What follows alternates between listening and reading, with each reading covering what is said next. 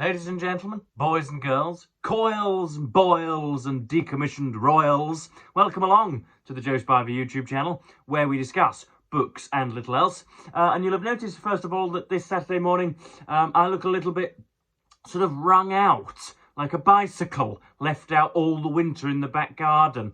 I look like Bruce Wayne, who has been too busy at Arkham Asylum, perhaps. You know what I mean? And that is because, not because either that I'm run down, or that I'm tired, or that I'm getting very little sleep. I am quite the opposite. I am as ebullient as a similed comparison that I cannot think of on the hoof. It is because, as many of you qualified beauticians will know, shampoo, when showering, is meant to go on the head and the hair rather than in the eye sockets. And unfortunately today, somehow, some way, even though I have showered, how many times have I showered? 365 times 23. You Turings out there will know, but I've showered 5,000 times. And never really have I completely missed my hair entirely and just allowed the shampoo to glacially soak down into my eyes. And then, of course, I screamed like a little girl. But that is why my eyes are red. It is not because I'm back on the hard stuff, folks, fear not. It is just because I cannot distribute chemicals around my person very well. But we have, as I'm sure the title denotes today, a November TBR.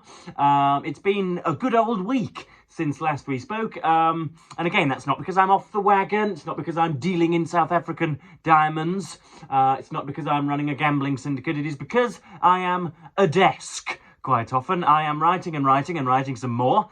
There is a project which is occupying my heart and my mind, and which is spooling words out for me, or unspooling words out for me. It's all coming very naturally and very quickly, and I haven't been reading a great deal as a result because Will Self compared it to being a seal at the circus, balancing a ball on your nose, and then to read is then to return home and to watch other seals balance balls on their noses. I would rather say that having cooked spaghetti for 5 hours in the kitchen, the last thing you want to do when you return home from your shift is place spaghetti in the microwave. And so sometimes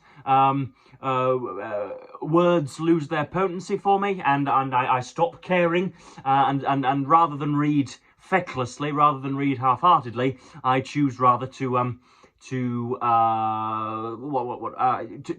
consult my YouTube feed. And so I haven't been reading a great deal, and that's why I haven't been on here very much. But you know, different interests are allocated different amounts of time depending on what we are driving towards. At the moment, BookTube just isn't a priority. Sorry, folks. For so long, you've had 4 or 5 a week, and that just isn't viable at the moment. But I'm here today, and we have before the TBR. Before the 3 or 4 books, which I will aim to read in November, are named and described and pumped up, we must first broach 2 subjects, one of which was alluded to in my melodic introduction, the second of which is rather twee. So the first one, the more serious one, is the decommissioning of Andrew Mountbatten Windsor, as he is now called.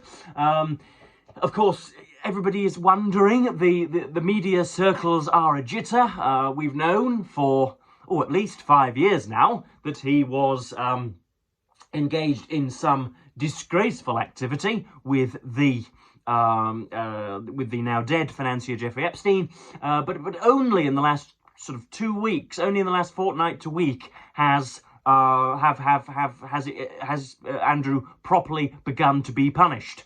And of course everybody's wondering why, and yet they fail to name the proper reason, and that is because Joseph Edward, your gibbering-jabbering presenter on this booktubing sphere, released a calumny. For those of you playing Joe Spiver Verbal Bingo, calumny is worth 7 points this morning.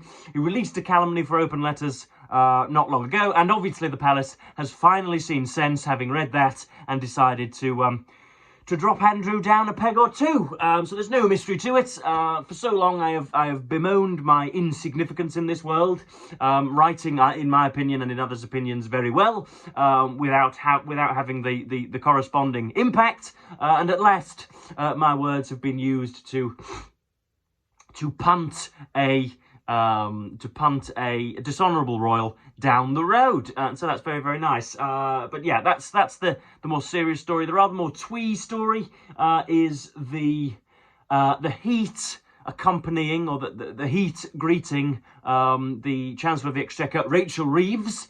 And yeah, that's actually, for me anyway, a really rather cheering story, because it just shows the differing standards at the moment, because Rachel Reeves and her husband forgot to license their property when lending it out as landlords to somebody, when leasing it out as landlords to somebody, and that has meant that the ethics committee has to come in to her with their pincers, and they shall see whether she violated any ministerial code, and therefore whether she'll need to be sacked or need to be dismissed.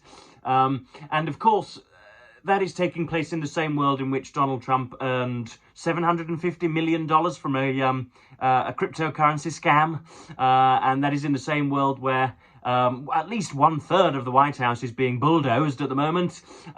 In Britain, if you fail to have your ducks in a row, if you fail to have your everything properly registered, then you know it is time for the sack. But in America, you can do anything under the sun, and if you are wearing a red lapel and you have an orange face and a sort of a pet of artificial hair on your head, then that is jolly fine. It was a great signal to me of the remaining and proud differences at the moment, anyway, between the British Isles and the United States. Because in America, if you were connected with Donald Trump and you didn't register a property, if you were wanting to lease it out, if you wanted to rent it out, then that would meet with precisely 1/3 of one sentence of coverage in a newspaper. But of course, that is, in this country, threatening to end Miss Reeves's, shall we say, already heavily caveated career. So there we go. Those are the two stories, and we will now get into the books. So we have first in fact, no, that's not going to be the first one. The most important one is Martin Amis's Inside Story. This will be the third time that I've read this. This is the second copy that I hold, and I'm using this second copy because it is the only one that doesn't have my my pensive graffiti all in the margins. This came out in 2019, 2020, I think. Yes, Random House, copyright Martin Amis 2020. And it's dedicated to Isabel Fonseca. So I think this was the last printed book that Amis released. He died in 2023 in the spring, and saddened us all in doing so. And yeah, this is Amis placing his feet on a footstool, and sort of drumming his fingers on his building belly, and relating a few stories, and that's the bell. And I'm probably not going to be able to go to the bell because we are live on BookTube. Why is it that citizens are so impertinent and do not know that Joseph Spivey is recording? So there's just been a little bell pressed on the front door, and I don't know who it is. It could be a fundamentalist come to slit my throat, or it could be I don't know, an unnameable Derek. So here we go. This is Inside Story, and it is, again, it is reviving my love for language. Whenever I've done 2,000 words and I feel everything to becoming a little bit gratuitous, when I am slightly tired, I can open this and yeah, Amis can tickle my tummy. So this is very, very fun. It's a memoir, in other words, talking about Christopher Hitchens and Saul Bellow and Philip Larkin, and embedded in there are some writerly tips as well. But it talks about early love affairs and philo-Semitism and much else besides. Hijinks ensue, as Randy Ray may say. So yeah, this is really, really excellent. I've written about it on my Substack before, and yeah, it's Amis at his sort of bathing best, at his soothing, therapeutic best. He no longer needs to prove anything, and yeah, he is, as I say, handing out tips and delighting and entertaining, and the pressure is off. He is pouring you his finest wine and forking you his finest meat, as it were. Yeah, it's jolly good fun. And so yeah, I spent a few hours with it yesterday, and I may do so this afternoon. So that's Martin Amos's Inside Story, the first book I'll be reading in November, and the first book I'll be reacting to. There probably won't be any of those very, very thought-laden reviews with which my channel is closely associated, but there might be a proper reaction to it once it's finished. There we go. That's Inside Story. Of course, they placed a very silly sticker on the front which I failed to properly peel off, but there we are. Are there any pictures in here that we can show just for visual aggrandizement? Come on, there are pictures. There are black and white pictures. That's Isabel Fonseca. His very, very appealing wife, and now widow, I think. What else do we have? We had a picture of Saul Bellow earlier. Is there anything else? There are grayscale bits. Talk amongst yourselves. There's coffee and cake just on the back row if you're bored. Come on, let's have one more picture. Here we go. That's a very, very, very elderly Saul Bellow scratching his head, holding what can only be a grandchild or perhaps a borrowed son of Amos, and there's the privileged author there, sitting cross-legged on a patio chair. There they are discussing God knows what, Philip Roth, I should think, or Norman Mailer. So there we go. That's Martin Amos's Inside Story. Increasingly one of my favourites of his, because it is, despite being unstructured, it's actually one of the most driven books he ever wrote. Next up we have, I'm just going to rearrange these, we have Anthony Trollope's The Small House at Allington. You'll have noticed that it's all going to be very, very phallic, and it's all going to be, conducive to my graphomania. In other words, I want to read people who are going to put the pen into my hand. People after an hour with them, I instantly am driven psychosomatically to the desk. And here we have, I think, the penultimate installation of the Barset novels of Anthony Trollope. I think the Last Chronicle of Barset is probably the Last Chronicle of Barset, isn't it, Joe? You gibbering dweeb. And I think this was the penultimate one, and I was wondering beforehand if I had read it, and I was almost convinced that I had, and yet the one marker as to whether the one telltale sign as to whether I have read the book in the last 3 years is whether it has been uproariously penciled, and this has not been uproariously penciled. It is as plain as the day it was born, and so I know that I haven't read it, but this is, The Small House at Allington. Engaged to the ambitious and self-serving Adolphus Crosby, Lily Dale is devastated when he jilts her for the aristocratic Lady Alexandrina. Why is the why does the paucity of invention on so many publishers' part cause them to spoil books in the first 15 words? Why is that? I don't know.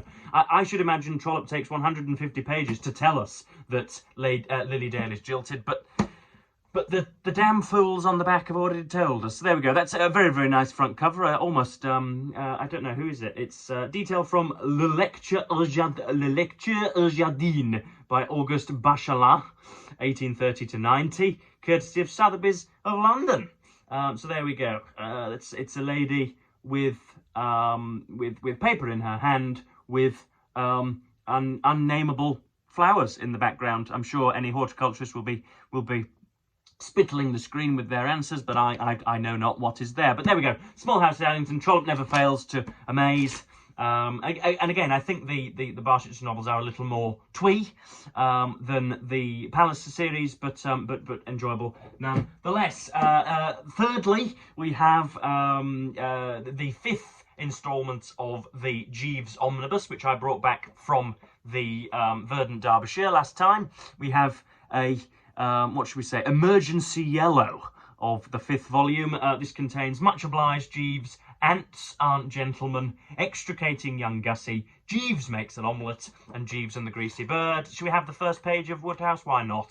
So this is the first page of Much Obliged, Jeeves.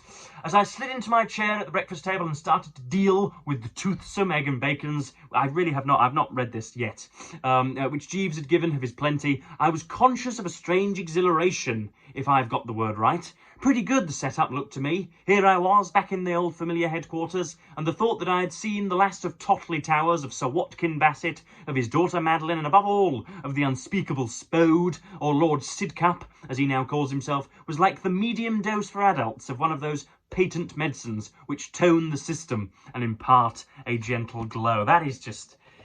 goodness me, yes. Oh, to have such giddy powers.